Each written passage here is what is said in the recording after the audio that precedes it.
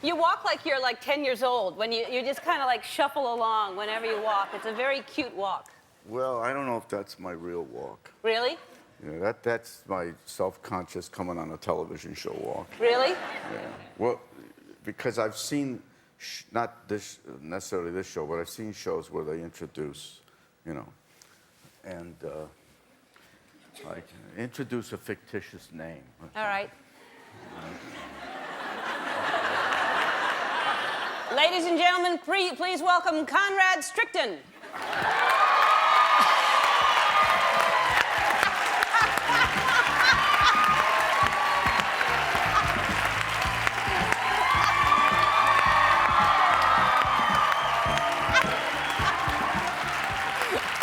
Oh, that's a great character. I'm afraid I don't want to be associated with Conrad. No. And hopefully that's not a person. I just made up that name. But yeah. Maybe you're just tired because what did you have a huge New Year's? Try to remember it. I hate to admit how many times I've missed the new. You know, at a certain point. All right, I'll bring you into it. How many people here pride themselves on going to bed before midnight New Year's Eve? How many think that we're old that have just said that? So, you know, so yeah, I do. I like not to, you know what I mean. Not really. But I take that as that you don't really care that much about it, so you go to bed and you don't make a big deal out of it. I think I was traumatized so much when I was a kid that, you know, I tried to get dates on New Year's Eve and I couldn't get dates, you know, and then so I go without a date and then I try to find somebody to kiss at midnight, you know. And,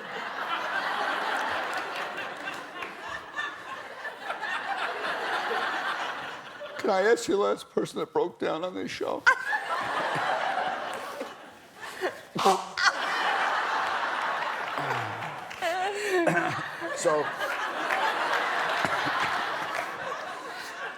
Look at those socks. Those are some fancy socks. They have ducks on them. You noticed them. Yeah, or seagulls. Are they seagulls or ducks? Well, there's a third choice, which is pigeons. You're the first person that's ever noticed this one, because I'm nervous when I do shows, and really? So I wear my lucky socks. Well, pigeons don't all look alike, so that's why I thought it was either seagulls or ducks. They're seagulls. Okay. Yeah. What? Yeah. Pelicans. Yeah. No, they're a little squatty. But anyway, so they are like your lucky socks. Yes. So far, they're not working. Yes, they are. Are you kidding me? No, but Happy New Year. Happy New Year to you. Do you make do you care about making a new start and saying, I'm going to change this behavior or that, or? I've made New Year's resolutions ever since I could write. Mm-hmm. Okay. And do you follow through, or do you make them and then you just say, oh, never mind, the next year? I really try. It's like every year when I started school, you know, junior high or high school, I really want to be a good student, so I get a new notebook and I, you know, get the dividers and I have really good penmanship, and then you could see by the second or third week my writing would get worse and worse until it would just kind of fall down. So my New Year's resolutions tend to be as unsatisfactory as my school years were. Yeah. So I've made the same New Year's resolutions probably for the last 35 years. I'm going to learn a foreign language.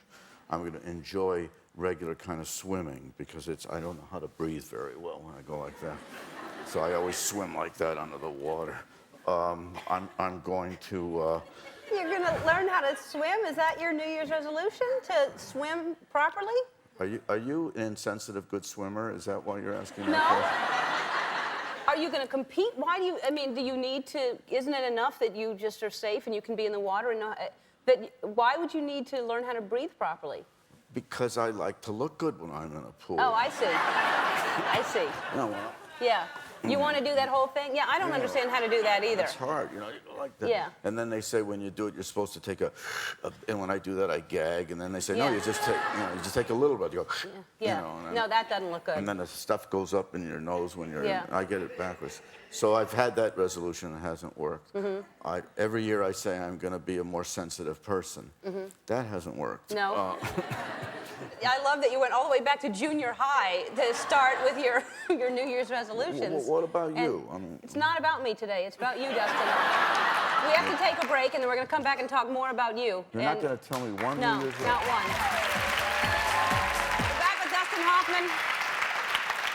Oh, that looks so hilarious. I was looking at this list of you were in actually probably most of my favorite films you were in. The Graduate, Midnight Cowboy, Kramer versus Kramer, Tootsie. One of my favorite films of all time is Tootsie.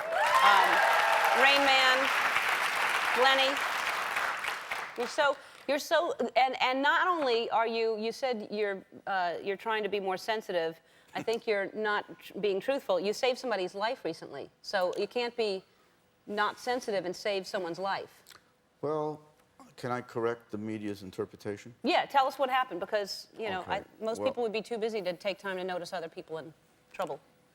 Well, I was forced to notice. I was on the beach and I was just reading the paper, and there's three ladies walking on the beach, and they're one on either side is supporting one lady who's in the middle, who's not in good shape at all, and she's like, she's red in her eyes and she can't breathe, and she's like, and they just turned because they've been looking madly, crazily for help, and no one was paying attention to them. And I just and they didn't know who I was. They're just saying, can you help us? Can you help us? I mean, it was just kind of mysterious why they would pick me, because they said she's been bitten by a bee, and we need help because she's allergic. And I say it was strange that she picked me because my wife has a bee allergy, and she has her kit with her. So I yelled. I said, come on. I yelled for my wife. I said, Lisa, screaming, because I knew that, minutes count.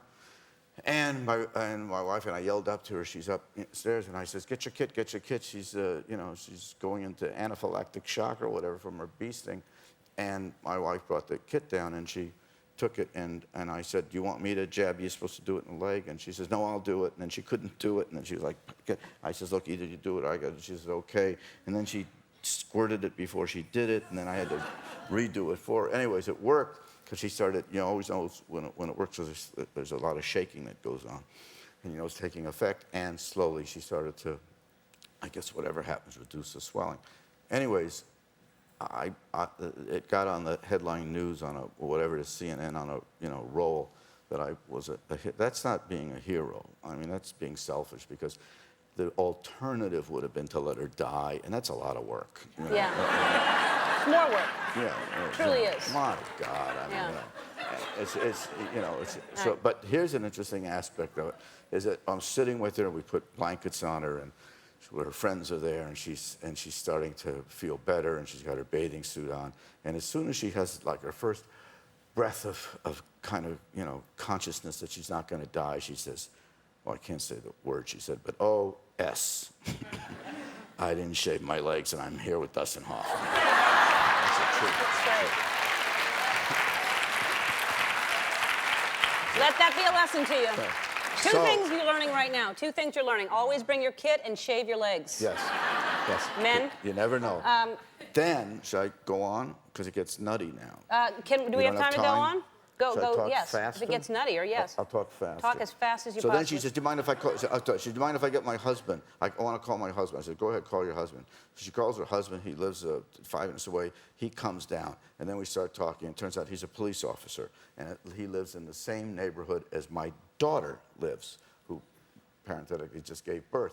And he says, oh, well, tell me where your daughter lives, because that's the neighborhood I have a beat on, and I know there's been some robberies there. And I said, I'll keep a look at it. I said, okay. He says, what's her address? And I give the address, and the woman with the bee sting looks up and says, what address? And I say it, and she says, I grew up in that house. That's the truth. That is the God's truth. And everybody has sat there like this. Isn't that amazing? That's amazing. You were supposed to meet her. We have to take a break. We're going to come back and there's something you've always wanted to do that we're gonna make it happen for you today. What is that? You'll see. We'll be right back right after this. We're back with Dustin Hoffman. We like to make dreams come true here. We always, whenever somebody wants to do something, we make it happen. Dustin loves infomercials. He loves to sell things. He said he'd be good at it. We have Ellen underwear that we sell on our website. So I want to see how Dustin would do trying to sell our underwear. Dustin.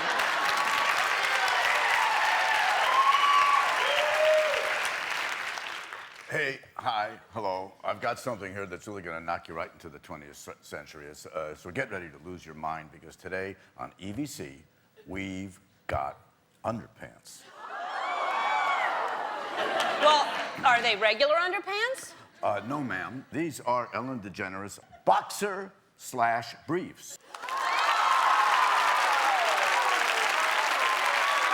Oh, Dustin, I'm skeptical. How can they be boxer and briefs? Well, I know it's crazy, but so are we, Ellen. I think anybody would be crazy not to take advantage of these. Well, I couldn't agree more.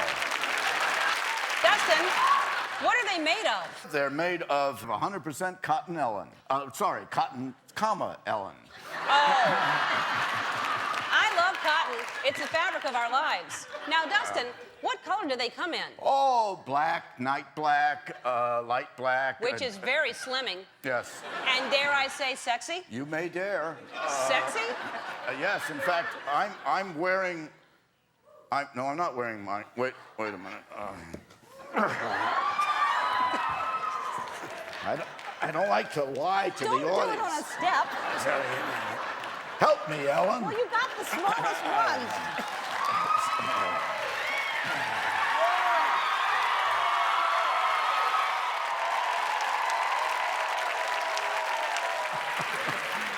Wow. How can I get a pair? I'm glad you asked, Ellen, because until now, these underpants were exclusively available only to our celebrity guests. But now, What? everybody has an opportunity, which is incredible. So let's call it an incredible opportunity to own their very own pair. What celebrities have worn them? You want to see some photos? Well, there's Justin Timberlake, Josh Duhamel, Martin Sheen, Robert Downey Jr. Yes. It's like being in a celebrity's underpants in a way. I must say, when you're wearing these underwear, just take any knife out of the drawer and those onions will cut just like that. When you're wearing these underwear and those tomatoes, it's cut like that. Yes. Really? Yes. Really? You see, you can't go wrong with the Ellen Boxer Brief. As I said, 100% cotton with what I an thought you said. elastic. When you say that word, you kind of want to stretch it out. Don't you? Sure do. An elastic waistband that reads Ellen. Dustin, they Yes. sound expensive. How much do they cost? Well, they'd be a bargain at $34.95, wouldn't they? $34.95? Yes, they would. Yes, but they're not $34.95. No? They're not even. They're not $26.95. Are they $24.95? Yes!